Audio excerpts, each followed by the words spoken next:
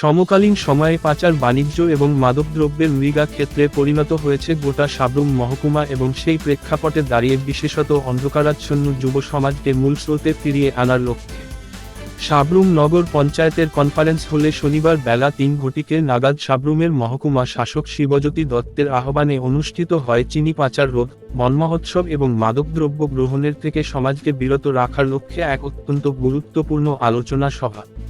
উক্ত আলোচনা সভায় মহকুমা শাসক ছাড়াও উপস্থিত ছিলেন মহকুমা পুলিশ আধিকারিক নিত্যানন্দ সরকার, ডেপুটি কমান্ড্যান্ট বিএসএফ 109 নম্বর ব্যাটালিয়ন মনজিত সিং, সাব্রুম নগর পঞ্চায়েতের চেয়ারপারসন রমা পোদ্দার দে, 40 সাব্রুম বিধানসভা কেন্দ্রের প্রাক্তন বিধায়ক শঙ্কর রায় সহ সমস্ত গুরুত্বপূর্ণ দপ্তরের আধিকারিকরা।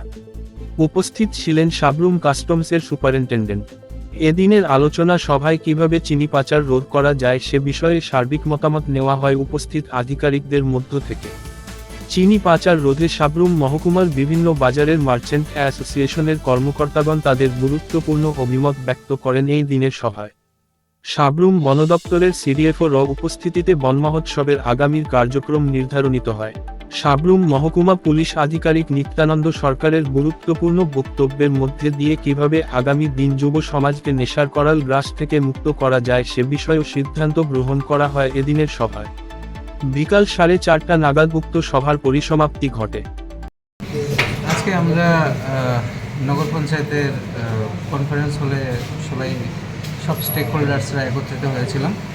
মূলত 3টা বিষয় নিয়ে আমাদের এই আলোচনা সভা হয়, যার মধ্যে প্রথমত ছিল আমাদের যে বর্ডার এরিয়া দিয়ে আমাদের চিনি পাচার সেটাকে কিভাবে আমরা বন্ধ করতে পারি, আর দ্বিতীয় হচ্ছে যে 144 ধারা জারি আছে আমাদের বর্ডার এরিয়াতে আমাদের মাননীয় ডিএম স্যারের আদেশক্রমে, তার যাতে সঠিকভাবে আমরা মূল্যায়ন করতে পারি।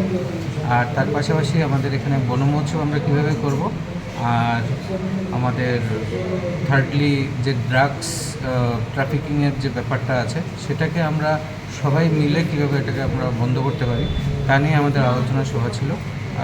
সবাই কনস্ট্রাকটিভ ওয়েতে আমাদের এই আলোচনা সভায় যোগদান করেছেন।